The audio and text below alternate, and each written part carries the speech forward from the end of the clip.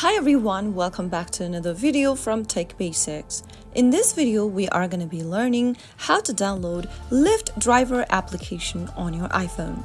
So without wasting much of our time, let's dive into the video. The first thing to do is to make sure to be connected to a stable internet and then launch open App Store or your Play Store as well. Once you get to the search box, type in Lyft driver. Once you make a search for a Lyft driver, this is the application that will come across the search result.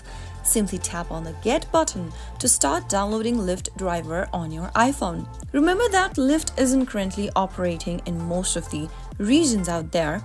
To become a ride-sharing driver, you can download the application and sign up for a new account.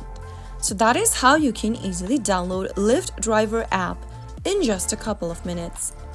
If you found the video to be helpful, go ahead and give us a thumbs up. Don't forget to subscribe to our channel by hitting the subscribe button. Press the notification bell so that you'll never miss another upcoming upload from us.